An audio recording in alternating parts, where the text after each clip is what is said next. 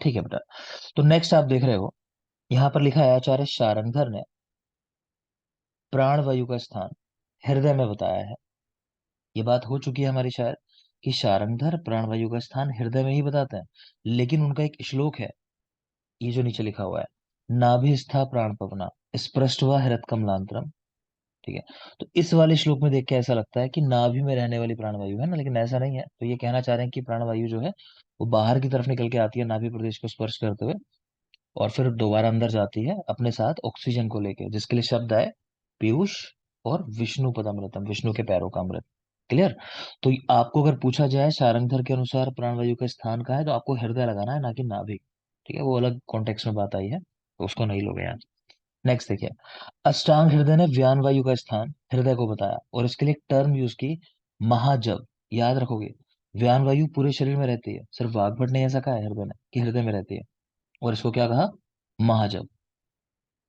Next देख लिए, चरक सूत्र 17 का एक श्लोक लिखा हुआ है, क्यों जरूरी है। देखो लिखा है, सर्वा ही चेष्टा बातें स प्राणी नाम प्राणा स्मृता, कि सारी चेष्टाएं हमारी वायु की वजह से होती हैं, इसीलिए इसको प्राणधारियों का प्राण कहा जाता है। तो आपके सामने जब वात का श्लोक आएगा तो शायद पहला इंप्रेशन यही होगा कि चैप्टर नंबर 12 का होगा शायद। ठीक है, लेकिन ऐसा है नहीं। तो चैप्टर नंबर 17 का श्लोक है, तो देख लेना कि सभी चेष्टाएं वायु की वजह से होती हैं। ये श्लोक कहाँ का है, चैप्टर नंबर 17 का है, ऐसे याद रखना। और देख लेंगे प्राकृत लोक वायु के कर्म, कि जब वायु अपनी नेचुरल अवस्था में रहती है तो क्या क्या काम कराती है बाहर। तो धरणी धारण करना, यानी पृथ्वी को अपने स्थान पे बनाए रखना। ऋतुओं का जो डिवीजन है वो इसी की वजह से होता है, सूर्य की गति और वायु इन्हीं के आधार पे। धातुओं को तोड़ना, जमीन के अंदर जो धातुएं हैं आप देखते हो डिफरेंट लेयर्स होती हैं, कहीं गोल्ड मिलता है, कहीं आयरन मिलता है ना। तो वो इसी की वजह से होता है, कहना वायु की वजह से। तो देख लेंगे एक बार, कुछ खास नहीं है। नेक्स्ट आ जाइए, आचार्य शारंगधर, उन्होंने रंजक पित्त का स्थान कहाँ बताया, यकृत में। शारंगधर ने रंजक पित्त का स्थान यकृत में बताया, लेकिन साथ साथ लिख दिया कि रस का रंजन जो होता है वो जाके हृदय में होता है। तो यकृत के अंदर रहता है रंजक पित्त, जो कलरिंग एजेंट है वो यकृत में रहता है, लेकिन कलर करने का काम कहाँ जो होता है जाके, तो हृदय में होता है। याद रखोगे। शारंगधर कंठ को उदान वायु का स्थान बताया, ये कंठ है बेटा। शारंगधर ने कंठ को उदान वायु का स्थान बताया, लेकिन इसका आधार बताया फुफ्फुस को। तो उदान वायु का आधार पूछे आपसे तो आंसर लगाना है फुफ्फुस यानी लंग्स, और अगर आपसे उसका स्थान पूछे तो आपको लगाना है कंठ प्रदेश। नेक्स्ट देखें, विकृत लोक वायु के कर्म। जब प्राकृत थी लोक वायु तो आपने कुछ फंक्शन देखे उसके, और यहाँ कह रहे हैं अगर विकृत होगी तो क्या करेगी, तो उत्पीड़न सागरा नाम, सागर का उत्पीड़न करना, जैसे पीछे सुनामी आई थी। ठीक है, तो इस तरह की चीजें करना, ये विकृत वायु की वजह से होते हैं। ठीक है, तो उत्पीड़न सागरा नाम याद रखोगे। वायु के कुछ अन्य कर्म लिखे हैं, कि वायु को ही भगवान कहा जाता है, भूता नाम भाव अभाव कर, इसी की वजह से हम होते हैं या नहीं होते हैं। ठीक है, मृत्यु युग इत्यादि सब इसी की वजह से होता है। देख लेंगे, सवाल नहीं आते इन चीजों पे ज्यादा, बस रीडिंग के लिए है, पढ़ लो। वो याद रखना कि सागर उत्पीड़न जो है ये विकृत लोक वायु का कर्म है, बाकी जो आपको पॉइंट्स बताए वो जरूरी है सारे। ये एक श्लोक है कि जठराग्नि को भी भगवान कहा गया है, तो आप देख सकते हो। आप में से कोई क्वेश्चन कर रहा था उस दिन कि सर, क्वेश्चन था कि किसको भगवान कहा गया है, तो वायु को भी कहा गया है, जठराग्नि को भी कहा गया है। ठीक है। नेक्स्ट देख लेंगे, यहाँ अग्नि का प्रमाण बता रहे हैं, अग्नि कह लो या पाचक पित्त कह लो, कि वो कितने प्रमाण में रहती है शरीर के अंदर। तो कह रहे स्थूल शरीर वाले जो लोग होते हैं उनमें यव मात्र में, जो ह्रस्व काय के पशु पक्षी हैं उनके अंदर कह रहे हैं तिल मात्र में, और जो छोटे छोटे कृमि कीट पतंगे होते हैं उनमें जितना बाल होता है उतने प्रमाण के अंदर पाचक पित्त की मात्रा है। तो यव मात्र, तिल मात्र और बाल मात्र, ऐसा देख लेना आप।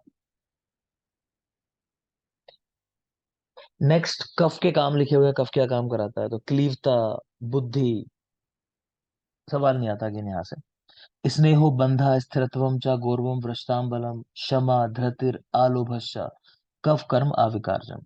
तो धृति देख सकते हो आप, धृति और क्षमा करना, आपको मैंने बताया है। ज्योति, निश्चयात्मिका क्या होती है, निश्चयात्मिका। सर धृति नियमात्मिका है, सॉरी सर। हम्म, तो फिर क्या है निश्चयात्मिका, धृति होती है नियमात्मिका, बुद्धि। नियमन करने वाली।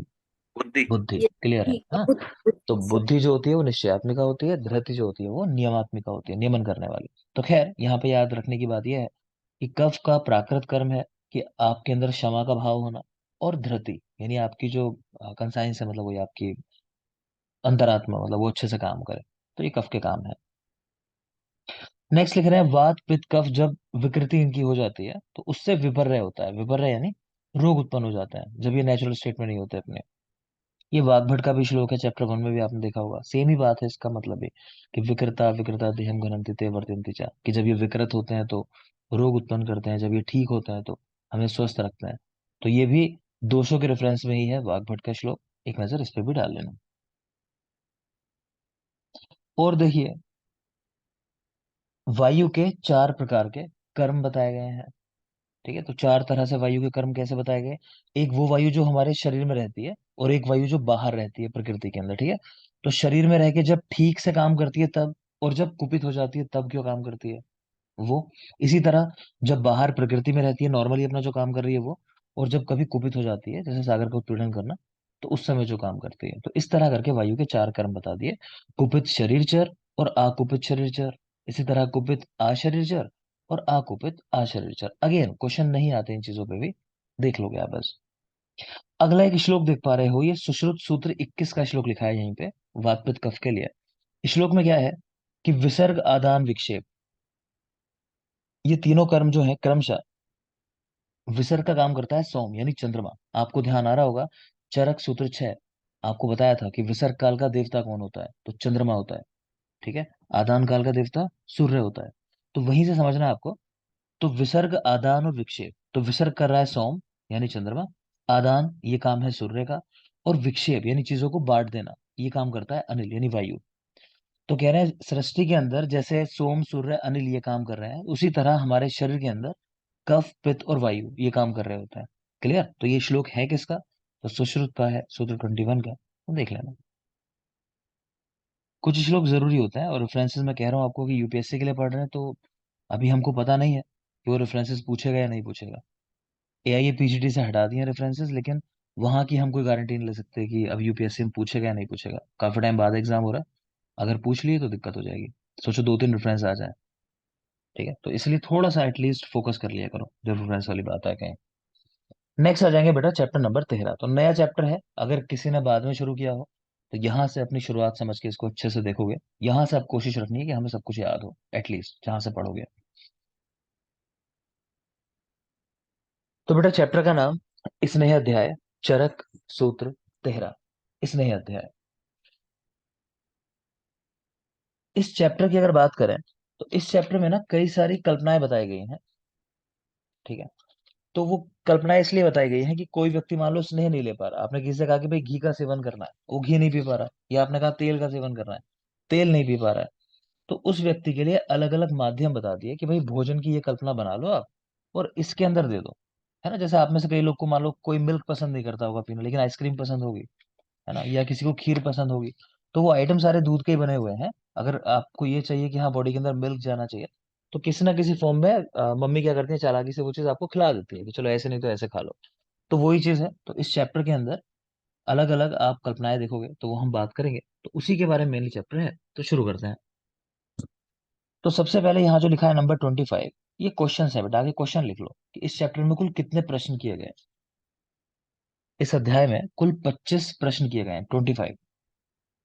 दूसरा यहाँ लिखा हुआ है कि जो कल्पनाएं लिखी हुई है ना स्नेह की, तो उनके अंदर आस्थापन कवल मंड और पेया इनका उल्लेख नहीं है। रीजन, एक बार सवाल ऐसा आया हुआ है कि इनमें से कौन सी कल्पना का उल्लेख नहीं है स्नेह अध्याय के अंदर।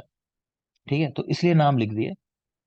ऐसा नहीं है कि स्पेशली इनको याद ही करना है, तो चाहो तो ट्रिक से याद कर सकते हो। ऊपर लिखा हुआ है कि आस्था ने केवल मंड नहीं पिया, कि आस्था को मंड पसंद नहीं होगा, तो आस्था ने यानी आस्थापन, केवल मतलब कवल, मंड नहीं पिया तो मतलब मंड नहीं मतलब नहीं उल्लेख है, और साथ में पेया भी है, कि इन चीजों का उल्लेख नहीं है इस चैप्टर के अंदर। ठीक। चरक संहिता में सांख्य शब्द 5 बार आया है, जानते हो आप। बनिवेश अग्निवेश का पर्याय है, ये भी याद होगा। नेक्स्ट देखो, स्नेह की योनियां 2, ये भी सबको याद ही होगा, स्थावर और जांगम। स्नेह की 2 योनि, स्थावर और जांगम। आकाश, यवागु पढ़ते हैं हम लोग, तो तक्र पिन्याक सिद्ध यवागु कहाँ इस्तेमाल करते हैं। तरफ तरफ पिन्या ग्रीत भी आप तक्र पिन्याक वाली, तक्र दे, प्रयाग। देखो दो है। एक है सिर्फ तक्र हम बात करते हैं वहां, एक में तक्र और पिन्नाक की बात करते हैं, अभी कुछ ध्यान आता होगा। तो वही है, कृत व्यापक और कोई बोल दो, पूछा से बात। क्लियर कर दोगे। तेल व्यापक तेल सर। व्यापक तेल तेल व्यापक व्यापक तेल तेल ठीक है, व्यापक। व्यापक। तो आप जो जवाब दे रहे हो वो वैसे तो ठीक है, लेकिन मतलब तक्र वाली सिर्फ पूछेगा तब घृत व्यापक में है। तक्र के साथ पिन्नाक अगर मैंने शब्द कहा, स्पेशली मैंने कहा ना वो श्लोक रख के देगा आपको एग्जाम में, तो आपको आइडेंटिफाई करना है श्लोक में पिन्नाक लिखा है, अगर लिखा है तो मतलब तेल व्यापक वाली है। क्लियर। दूसरा बता दो कि स्नेह कल्पनाओं के अंदर लवण मिलाया जाता है, ऐसा क्यों?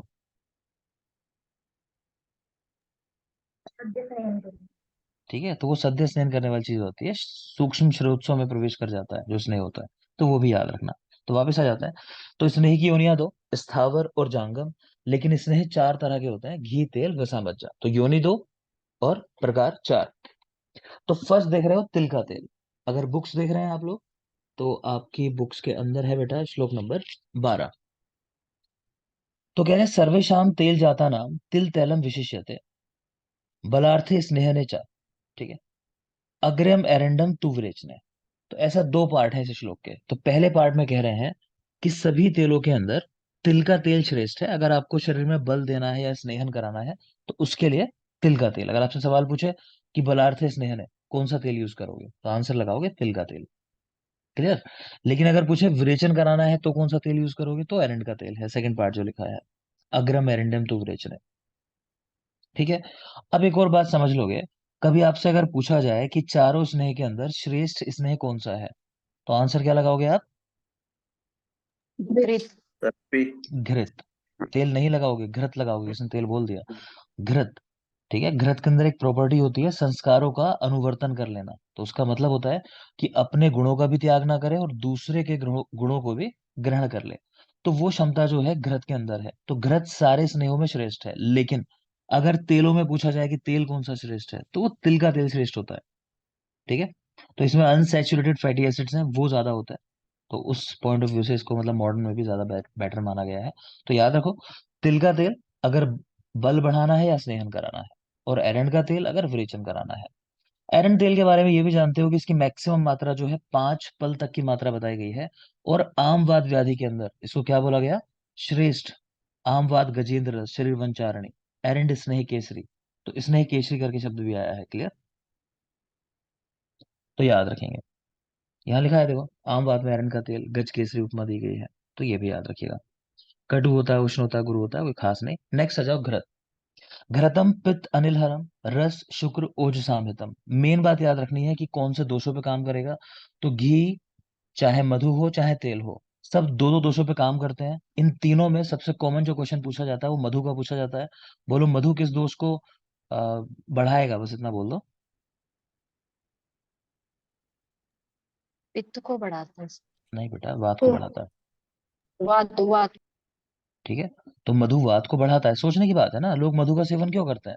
इसलिए करते हैं वेट रिड्यूस करने के लिए। वेट रिड्यूस हुआ यानी धातुशय हुआ, धातुशय होगा तो वात बढ़ेगा। क्लियर। तो जितने भी ये तीनों चीजें हैं ना, चाहे घृत हो चाहे तेल हो चाहे मधु हो, ये दो दो दोषों पे इफेक्ट डालते हैं अपना डिक्रीज करने का। तो जैसे घृत की अगर बात करेंगे तो पित्त और अनिल है ना, वायु और पित्त। तेल की अगर बात करेंगे तो वात और कफ दोष के अगेंस्ट काम करता है। और अगर मधु की बात करेंगे तो पित्त और कफ दोष के अगेंस्ट काम करता है, याद रखो। तो खैर, घृत में मेन चीज जो है वो ये है कि रस शुक्र ओजसाम हितम। तो ओज के लिए हितकर है, स्पेशली याद रखना। कौन सा स्नेह ओज के लिए हितकर है? तो घृत। निर्वापणम मृदुकरम स्वर्ण वर प्रसादनम, ये नहीं पूछता है। नेक्स्ट देखिए, अभी काश्य वाले पॉइंट मत पढ़ना, ठीक, इनको मैं आगे पढ़ाऊंगा बाद में, पहले ये पूरा कवर कर ले। नेक्स्ट देखो आप तेल के गुण। तेल के गुणों में लिखा है मारुतगनम नाचा श्लेषम वर्धनम बल वर्धनम च। कि वायु को तो हरता है तेल, लेकिन ये खासियत है कि श्लेष्मा को भी नहीं बढ़ाता। ज्यादातर चीजें कैसे वायु का शमन करती हैं, कि वो कफ को बढ़ा देती है, कफ बढ़ जाता है तो वायु का शमन हो जाता है। ठीक है, लेकिन ये ऐसा नहीं करता, कह रहे हैं कि वायु को भी शमन करेगा और कफ को भी नहीं बढ़ाएगा, साथ में बल को बढ़ाने वाला है। तो देख लो जितने भी वो होते हैं ना, रेसलर कह लो, पहलवान देशी कम से कम, तो वो तो तेल ही लगाते हैं बॉडी के ऊपर। त्वचम उष्णम स्थिरकरम तेलम और योनि विशोधनम। तो एक तो याद रखोगे त्वचा होता है, तो तेल त्वचा पे लगाया जाता है, इजी है याद करना। प्लस योनि विशोधनम। ठीक है, तो आप लोग जिन लोगों ने चिकित्सा पढ़ा होगा, तो वहां देखा होगा कि योनि विकारों में बहुत से तेलों का पिचू जैसे दिया जाता है, तो उस तरह भी याद रख सकते हो। तो योनि विशोधनम तेल जो होता है, ठीक। अगेन काश्यप को पढ़ नहीं पढ़ेंगे अभी, वो बाद में बताऊंगा मैं। अष्टांग हृदय देखो आप, तो कह रहे हैं कि कृश का भ्रंगण करने वाला है, स्थूल का कर्षण करने वाला है। तो तेल में क्षमता है कि दोनों के लिए अच्छा है, स्थूल के लिए भी और कृश के लिए भी। सोनिका, स्थूल व्यक्ति की चिकित्सा क्या होती है? सर व्यायाम। बेटा बताया होगा ना गुरु कि तर्पण। संतर्पण कराएंगे, गुरु आहार देंगे, लघु देंगे। गुरु हाँ और सर, संतर्पण। गुरु आहार गुरु और और अवतर्पण। अवतर्पण ही गुरु और अवतर्पण। अवतर्पण। ठीक, तो क्लियर कर लोगे। गुरु लेकिन अपतर्पण, स्थूल व्यक्ति है तो, है ना, उसको क्रश तो करना ही है। और जो क्रश व्यक्ति है उसके लिए लघु लेकिन संतर्पण आहार। संतर्पण। ठीक है, चलो देखो आगे। तो यहाँ देख पा रहे हैं क्रश का भ्रंगण और स्थूल का कर्षण करने वाला है तेल, तो दोनों के लिए अच्छा है। नेक्स्ट आ जाता है वसा। विद भग्न हत भ्रष्ट योनि कर्ण शिरोरुजि पोरुष उपचय स्नेह व्यायाम चाइष्यते वसा। तो मेन बात क्या है, ये देखोगे कि नित्य जो व्यायाम करने वाले लोग हैं उनके लिए अच्छा बताया जाता है। तो वाह से वसा और वाह से व्यायाम, यही याद रखना है। बाकी कह रहे हैं विद भग्न मतलब इंजरी वगैरह हो गई है बोन में, कुछ इस तरह की बात, तो वहां भी कह रहे हैं वसा यूजफुल है। मेन बात यह है कि व्यायाम करने वाले लोगों के लिए ये पूछा जाता है। नेक्स्ट आ जाएंगे मज्जा के गुण। तो मज्जा को हम लोग जैसे अगर मैरो के साथ रिलेट करें, बोन मैरो, तो बोन के अंदर रहती है, तो बोन को मजबूत बनाएगी। तो यहाँ देखोगे सेकंड लाइन, मज्जा विशेष तो अस्थनाम चा बलकृत स्नेह हिता।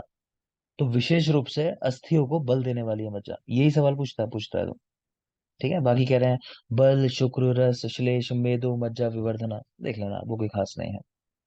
ठीक है, तो घी तेल वसा मज्जा। घी में हमने देखा कि ओज को बढ़ाने वाला, तेल में देखा कि तेल त्वचा होता है और वायु को हरता है, कफ को भी नहीं बढ़ाता है, योनि विशोधनम। वसा में जो नित्य व्यायाम करने वाले लोग हैं या फिर किसी को भग्न हो जाए उनके लिए हितकर है। और मज्जा अस्थियों को बल देने वाली है क्योंकि अस्थियों के अंदर रहती है। अब देख लोगे आप काश्यप के जो पॉइंट्स हैं, तो काश्यप ने क्या किया कि हम लोग जो क्रमशः याद करते हैं घी तेल वसा मज्जा, तो उनके स्टेप ना एक एक स्टेप पहले ले आए। जैसे तेल का गुण है योनि विशोधन, यहां देखोगे आप, ठीक है। लेकिन काश्यप ने ये गुण किसका बताया? घृत का बता दिया। तो काश्यप ने एक चीज पहले कर दी वो, तो घी तेल वसा मज्जा। इसी तरह देखोगे वसा में लिखा था कि भग्न किसी को हो जाए तो उसमें हितकर है वसा, वेद भग्न हत है, इस तरह करके। और काश्यप ने कहा लिख दिया? तेल के अंदर लिख दिया इस चीज को। तो याद रहेगा कि काश्यप ने घी और तेल में वो स्टेप लिख दिए जो आगे आगे आते हैं इनके बाद। यानी तेल वाला घी में लिख दिया, वसा वाला तेल के अंदर लिख दिया। इतना याद रखना है बस। आगे चलिए। नेक्स्ट है बेटा काल और अनुपान, यानी कौन सा स्नेह कब लेना है आपको। ये श्लोक लिखा है आगे, मैंने कहीं इसको हिंदी में लिखा भी है शायद, यहाँ होगा, ये रहा देखो। ठीक है, चलो देख लेते हैं, समझ में आ जाएगा। तो काल और अनुपान, तो एक बात तो आप जनरल पहले समझ लो, चाहे तो लिख लेना, कि सभी स्नेह का जो अनुपान होता है ना वो उष्ण जल बताया गया है। जनरल अनुपान जो है उष्ण जल है। अगर उष्ण जल नहीं दिया जाए स्नेह के बाद तो उसका क्या कॉम्प्लिकेशन हो सकता है वो लिख लो। क्या हो सकता है? जलोदर। जलो। ठीक है बेटा, जलोदर हो सकता है अगर स्नेह के बाद उष्ण जल ना सेवन किया जाए, तो जलोदर हो सकता है। लेकिन दो स्नेह जो है मेनली अपवाद हैं इस चीज के, वहां नहीं हम लोग उष्ण जल की बात करते, तो वो कौन से हैं? तुवरक और भल्लातक, लिख लेंगे।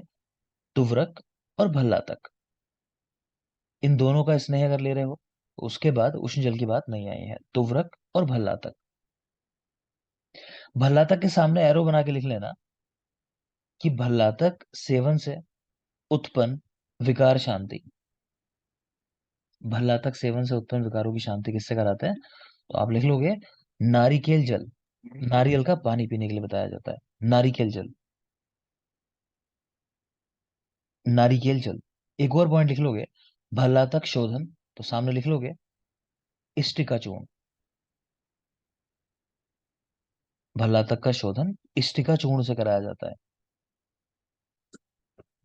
ठीक है, ईटों में दबा दिया जाता है उसको, तो इष्टिका चूर्ण से भल्लातक शोधन। ठीक है, वापस आ जाते हैं, चलो आ जाओगे। तो काल और अनुपान की बात कर रहे थे, तो देखो सर्पी शर्दी वातव्यम वसा मज्जाचा माधवे तेलम प्रावृषि न अत्युष्ण शीते स्नेहम पिबेनरा। तो कह रहे हैं सर्पी का प्रयोग शरद ऋतु में करना चाहिए। तो शरद में स्वभावतः पित्त का प्रकोप होता है, यही मुझे बता दो कि कुसुम, किस ऋतु में ऐसा कहा जाता है कि सभी दोष लगभग साम्य अवस्था में होते हैं? तो शरद। शरद ऋतु में, करेक्ट है बात। ठीक है, शरद में ही हम लोग मानते हैं कि सभी जी। दोष साम्य अवस्था में होते हैं। किस ऋतु में सभी दोष प्रकोप की अवस्था में होते हैं? कुसुम, आप ही के लिए सवाल है। सर वर्षा ऋतु। वर्षा ऋतु। किस ऋतु में सभी भोज्य पदार्थों में, भोज्य और पेय पदार्थों में मधु मिला के सेवन करना चाहिए? सर वर्षा ऋतु। प्रावृट ऋतु का स्थान किन ऋतुओं के मध्य में है? सर ग्रीष्म और वर्षा। किस ऋतु के लक्षण पूर्वाहन के साथ मिलते हैं? शिशिर ऋतु, ग्रीष्म। शिशिर सर। यही बताया था, यही चीज ध्यान रखना, यहाँ गड़बड़ नहीं हो जाए कि जब बसंत। बसंत। हाँ ठीक है। ठीक है, तो शिशिर वाली ऋतु की बात नहीं करोगे, संशोधन की दृष्टि से जब बताई है तो वहां पे ये डिवीजन है ये वाला, कि किस समय के लक्षण किस ऋतु के साथ मिलेंगे। ठीक है, तो याद रखना बसंत में है बेटा। ठीक है, बाकी अच्छे से जवाब दिया आपने। नेक्स्ट देखोगे, चलो। तो सर्पी का प्रयोग शरद ऋतु में, क्योंकि शरद तो है पित्त का प्रकोप, और जो सर्पी है वो पित्त के लिए अच्छा होता है। ठीक है। वसा मज्जा चा माधवे, वसा और मज्जा का प्रयोग माधव के अंदर, याद रखेंगे। ठीक है, वसा मज्जा चा माधवे, ऐसा भी याद कर सकते हो। वसा मज्जा, तो एक माँ वाला नाम आ रहा है ना, वसा और मज्जा, तो ऋतु भी कौन सी बता दी? माधव। तो वसा मज्जा चा माधवे। नेक्स्ट देखिए। नेक्स्ट है तेलम प्रावृषि, तेल का प्रयोग प्रावृत ऋतु में करना चाहिए। और लास्ट में कह रहे हैं स्नेह को ना तो अधिक उष्ण पीना चाहिए ना अधिक शीत पीना चाहिए। ठीक है, ऐसे ही याद रखना। बता रहे हैं कि अगर उष्ण काल हो या वात और पित्त दोषों का प्रकोप हो तो रात्रि में स्नेहपान कराना चाहिए। शीतकाल हो या कफ दोष का प्रकोप हो तो दिन में आपको स्नेहपान कराना चाहिए। बात समझ में आ रही होगी। एक और जनरल कॉन्सेप्ट ले जाओगे तो ये है बात कि देखो, जब भी आपको कोई कर्म कराना है एक स्वस्थ व्यक्ति के अंदर, तो जनरली हम वो टाइम प्रेफर करते हैं कि मान लो आप शिशिर ऋतु में कोई काम करा रहे हो किसी पेशेंट के लिए नहीं, एक स्वस्थ व्यक्ति के लिए, तो आप तब कराओगे जब शिशिर ऋतु में सर्दी कम से कम हो रही हो। तो जैसे ठंड कम होती है सर्दियों में, दोपहर के समय। मेरी बात समझ लेना कि अगर आप एक स्वस्थ व्यक्ति के अंदर कोई चिकित्सा करा रहे हो तो जनरली सिद्धांत ये है वो हम तब कराते हैं जब उस ऋतु का प्रकोप कम से कम हो। तो सर्दियों में सर्दी कम कब पड़ती है? दोपहर के समय, 12 बजे के आसपास का टाइम ऐसा होगा, उस समय धूप निकल रही होगी। ऐसे ही मान लो गर्मियों में कोई काम कराने जा रहे हो, तो गर्मी कब कम होगी? तो सुबह के समय या शाम के समय, तो तब कराई जाती हैं चीजें। ऐसे ही वर्षा ऋतु है, बरसात, तो उसमें कब कराओगे चीजें? जब आकाश में बादल ना हो, बारिश ना हो रही हो। ठीक है, तो ये है सिंपल सिद्धांत। दूसरा आता है कि दोषों की अवस्था में, कि मान लो कफ दोष के लिए कोई चीज करा रहे हो, तो इसको आप तब कराओगे जब वो दोष बड़ी अवस्था में हो। अगर दोष स्पेसिफिक करा रहे हो, मतलब बीमार है व्यक्ति, ठीक नहीं है अभी, अब बीमार है, तो मान लो कफ दोष के लिए कोई काम करा रहे हो आप, आपको कफ को निकालना है बॉडी से, तो कब कराओगे? सुबह सुबह, जिस समय कफ बढ़ा होगा। बात समझ में आ रही है? तो अगर आप दोष को टारगेट कर रहे हो तो देखोगे वो दोष कब बढ़ा होता है उस टाइम में। अगर एक हेल्दी व्यक्ति के लिए चीजें करा रहे हो तो आप ये देखोगे कि कब उस मौसम का कम से कम प्रकोप होगा। गर्मी है तो तब कराओगे जब गर्मी कम होगी। शिशिर है तो तब कराओगे कर्म जब सर्दी कम होगी। वर्षा ऋतु है तब कराओगे जब बारिश नहीं हो रही होगी या कम से कम संभावना होगी। ठीक है, तो अब देख लेते हैं, चलो। तो वही चीज है यहाँ की उष्ण काल है। ठीक है, तो उष्ण काल है या फिर कह रहे हैं वात और पित्त दोष बढ़े हुए हैं, तो मतलब बहुत उष्ण वाले दोष हो गए, उष्ण ही ऋतु हो गई। आप चीजें कराओगे, स्नेह दोगे, तो कब कराओगे? रात्रि के समय, क्योंकि तब थोड़ा ठंडा मौसम होगा। ठीक है। इसी तरह देख लो शीतकाल है या कफ दोष बढ़ा हुआ है, तो कफ का भी इफेक्ट यही आता है कि शीतलता देने वाला है, और शीतकाल ऑलरेडी है वैसे भी। तो दोनों कंडीशन में आप कब प्रीफर करोगे? कि दिन के समय, जिस समय सूरज निकल रहा हो, कि भाई चलो अभी थोड़ा मौसम ठीक होगा, थोड़ी गर्मी होगी। क्लियर? अगर आपने ऐसा नहीं किया तब क्या होगा? तो विपरीत क्रम से क्या हानि होती है कि उष्ण काल था लेकिन आपने दिन के समय स्नेहपान करा दिया, ऑलरेडी इतनी गर्मी थी और आपने दिन में स्नेहपान करा दिया, तो कह रहे हैं मूर्छा, पिपासा, उन्माद, कामला, ये रोग हो सकता है। सेम चीज शीतकाल थी और आपने रात्रि के समय स्नेहपान करा दिया, तो अनाहा, अरुचि, शूल और पांडु, ये रोग हो जाते हैं। हम याद कैसे रखते हैं? कि शीतकाल में, है ना, लोग पास पास बैठने से चिढ़ते नहीं है। ठीक है, वो वीडियो सब देखा होगा ना, कि बहुत जगह है कि नहीं है, बहुत जगह है नहीं है ना, तो वो लोग इसलिए लड़ रहे होंगे कि गर्मी हो रही होगी, तो पास बैठने में गुस्सा आता है गर्मियों के दिनों में। और सर्दियां होती हैं तो लोग पास भी बैठ जाते हैं कि ठीक है ना, कि स्वेटिंग नहीं होती, ये सब चीजें। तो शीतकाल में हम याद रखते हैं ट्रिक अपनी कि पास, कि शीतकाल में पास लोग बैठ जाते हैं, लड़ाई झगड़ा नहीं करते। तो शीतकाल में पास, पास यानी पी से पांडु, ए से अनहा, ए से अरुचि और एस से शूल। अगर शीतकाल में रात्रि में स्नेहपान करा दिया तो क्या होगा? पास। पास यानी पांडु, अनहा, अरुचि और शूल। और ऊपर वाले जो है उष्ण काल, दिन में स्नेहपान करा दिया तो कह रहे हैं इतनी उष्णता हो रही है तो उसकी वजह से मूर्छा हो सकती है। पिपासा, उन्माद और कामला। स्पेशली कामला याद रखना कि कामला कहाँ होता है, पांडु कहाँ होता है। तो पांडु होता है शीतकाल रात्रि में स्नेहपान, और कामला होता है उष्णकाल दिन में स्नेहपान। बाकी जो देख रहे हो ना, मूर्छा, पिपासा, उन्माद, याद वो भी कर सकते हो, लेकिन अभी आपने पढ़ा नहीं है चैप्टर नंबर 14। किसी को याद हो तो चलो बता दो मुझे कि स्वेदन का अतियोग, उसका लक्षण क्या होता है?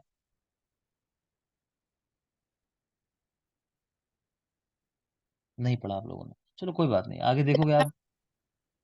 वहां बेटा मूर्छा है, ठीक है। मूर्छा। हाँ, मूर्छा, पिपासा, तृष्णा, ये सब चीजें वहां हो जाती हैं। तो यही चीज है कि उष्ण काल था, है ना, और आपने दिन में स्नेहपान करा दिया तो पित्त वाली चीजें हो जाएंगी। तो वही जो अति स्वेदन से होता है ना, मूर्छा, पिपासा, तो वो भी याद रह सकता है। मगर नहीं है तो छोड़ो, कोई बात नहीं, इतना कोई खास नहीं है। आप कामला और पांडु कम से कम याद रखोगे, जो दो आपको बताए। नेक्स्ट देख लीजिए, अनुपान क्या है। तो घृत का अनुपान, स्पेसिफिक अनुपान की बात कर रहे हैं कि घृत का अनुपान है उष्ण जल, तेल का यूष और वसा मज्जा का मंड। ठीक है। अब मन में सवाल आ रहा होगा, सर यूष क्या है, मंड क्या है? तो चिंता मत करो, भी सेकंड सेशन जो आज से पढ़ेंगे हम लोग, तो वो लोग हम लोग क्या पढ़ेंगे, भेषज। सेकंड जो सेशन हमारा होगा, आपको दे दिया नोट्स मैंने। तो सेकंड सेशन में हम लोग भेषज पढ़ेंगे आज से। तो वहां पे आप जल्दी देख लोगे आज की यूष क्या होता है, मंड क्या होता है, चीजें आ जाएंगी धीरे धीरे वहां सारी। ठीक है। तो घृत उष्ण जल अनुपान है, तेल का यूष है अनुपान, वसा और मज्जा का मंड है। याद करने के लिए, वसा मज्जा का सेवन वो लोग कब करा रहे थे हम लोग? माधव में। माधव। माधव में, ठीक है। माधव।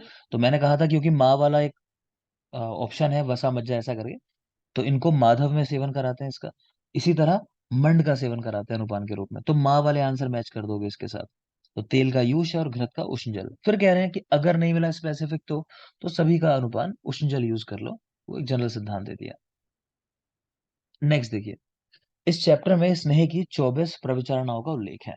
तो ये वही है कि अलग अलग कल्पनाएं जो बताई हैं स्नेह कैसे देना है। तो स्नेह की 24 प्रविचारणाएं, तो श्लोक नंबर 23, 24, 25 ही है जहाँ 24 प्रविचारणाएं बताई गई हैं। इसके अलावा चरक ने स्नेह की 63 या कह लो 64 प्रविचारणाएं भी बताई हैं। 64 याद रखोगे। तो 24 भी बताई हैं और 64 भी बताई हैं। 64 कैसे होती है? कह रहे हैं 13 प्लस अच स्नेहपान। ध्यान से देखना क्या कह रहे हैं फिर। मैं आपको थ्योरी बता देता हूँ क्या लिखा है इन्होंने। लिखा है कि देखो 24 कल्पनाएं हैं, लेकिन अगर आप तीव्र बुद्धि वाले हो तो आपके लिए 64 कल्पनाएं हैं। ठीक है, आप और ज्यादा याद कर सकते हो, ऐसा चरक के लिखना है कि तीव्र बुद्धि वालों के लिए 64 है ये कल्पनाएं। तो 64 कैसे होती है कि 63 नाम लिखे उन्होंने अलग अलग कि ये कल्पनाएं हैं, और एक नाम लिखा अच स्नेहपान। अच स्नेहपान क्या होता है? तो स्नेह को सीधे ले लेना, कि आप डिपेंडेंट नहीं हो कि हाँ भाई मुझे रोटियों पर लगा के लेना है या फिर मंड के अंदर डाल के लेना है। जो भी कल्पनाएं दी हैं उनके साथ नहीं ले रहे, सीधा आपने कि घी बताया तो सीधा घी खा लिया, तेल बताया तो सीधा तेल पी लिया। बात समझ रहे हो? तो शुद्ध स्नेह को बोला जाता है अच स्नेहपान, और इसी को मुख्य कल्पना भी बोला जाता है, याद रखना। अच स्नेहपान ही मुख्य कल्पना है, बाकी सब तो ऑप्शन है, विकल्प है कि भाई ठीक है नहीं ले पा रहे तो ऐसे ले लो। क्लियर? तो स्नेह की प्रविचारणाएं कितनी बताओगे आप लोग? जब मैं पूछूंगा 24 नहीं बताओगे। 24 किसके लिए है? कम बुद्धि वालों के लिए। तो मैं उम्मीद करता हूँ सारे बुद्धिमान लोग हैं, तो 64 याद रखोगे। ठीक है, तो 64, या फिर करके बता दो 24 के कम बुद्धि वाले हो, तुमको नहीं बताओ, पूछने वाले कोई, तो 24 भी कह देना। आगे देखिए, चरक ने स्नेह की 3 मात्राएं बताई हैं। कितने टाइम में डाइजेस्ट हो जाता है स्नेह, उसके आधार पे स्नेह की 3 मात्राएं बताई हैं। तो फर्स्ट हम देख रहे हैं प्रधान मात्रा। तो प्रधान मात्रा वो जो 24 घंटे में पचती है, 24 आवर्स के अंदर। ठीक है। हल्का सा बता देता हूँ कि कैसे निर्धारण करते हैं इस मात्रा का। निर्धारण ऐसे करते हैं बेटा कि आपको आज स्नेह दिया, मान लो मैंने 1 चम्मच या 2 चम्मच, और मैंने देख लिया कि आप कितने टाइम में उसको डाइजेस्ट कर लेते हो। आपको भूख कितनी देर के बाद लगती है? सुबह सो के उठे थे, है ना, अच्छे से फ्रेश फ्रेश हुए, तो उसके बाद मैंने आपको घी पिलाया, तो देखा कि आपको 4 घंटे, 6 घंटे मान लेते हैं कि 2 चम्मच पिया आपने, 6 घंटे में आपने उसको डाइजेस्ट कर लिया। तो वो 2 चम्मच मान लो 10 ml हुआ। तो मुझे पता चल गया कि 6 घंटे बाद आपको भूख लगी, यानी 10 ml को पचाने में आपको 6 घंटे लगे। तो यानी 24 घंटे में कितनी मात्रा हो जाएगी? 40 ml। समझ में आ रहा है? तो मैंने निर्धारण कर लिया कि आपके लिए जो प्रधान मात्रा है वो 40 ml की है।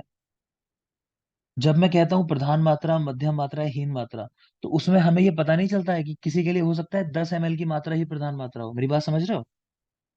ये जरूरी नहीं है कि स्नेह की बहुत बड़ी मात्रा होगी तभी प्रधान मात्रा होगी। कोई व्यक्ति ऐसा भी हो सकता है कि उसके लिए 5 ml ही प्रधान मात्रा हो। जैसे छोटे बच्चे होते हैं, मान लो पहले से उनके शरीर में इतना कफ है, तो थोड़ा स्नेह ले लेंगे तो ही उनका स्नेहन हो जाएगा अच्छे से। क्लियर?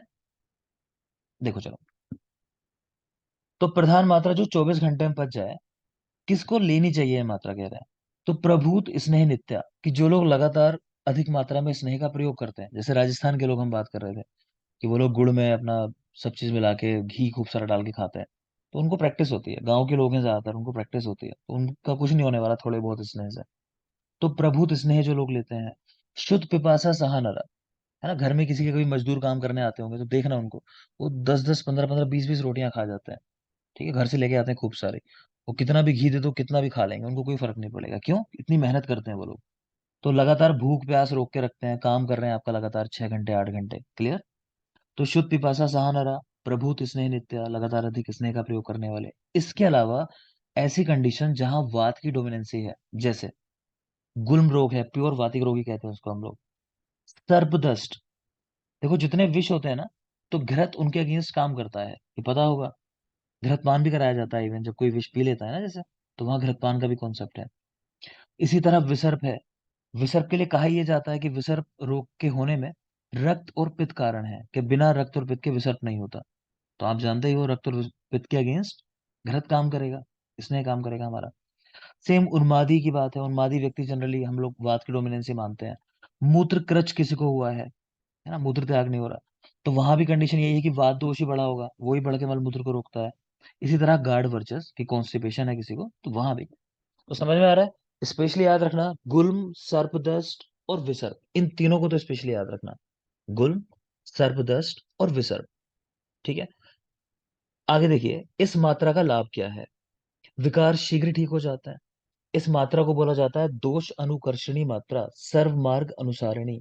तो दोषों का अनुकर्षण कर लेती है, खींच लेती है दोषों को, और सभी मार्गों का अनुसरण करने वाली है। बॉडी में सभी जगह पहुंच जाता है इसने एकदम। बल्य पुनर्नवाकारी शरीर इंद्रिय चेतसाम। पुनर्नवाकारी स्पेशली याद कर लोगे, पूछा जाता है कौन सी मात्रा को कहा गया पुनर्नवाकारी, शरीर को दोबारा नवीन कर देती है। तो प्रधान मात्रा। ठीक है, तो 24 घंटे में बचे, किसको देनी है? जो नित्य स्नेह का प्रयोग करते हैं, भूख प्यास को सहन करते हैं, गुल्म, सर्पदष्ट, विसर्प के रोगी। याद करना चाहो तो उन्माद, मूत्रकृच और गाढ़ वर्चस के रोगी। लाभ क्या है? तो दोषानुकर्षणी मात्रा, सर्व मार्ग अनुसारिणी और पुनर्नवाकारी, इतना याद रखेंगे। नेक्स्ट आती है बेटा मध्यम मात्रा।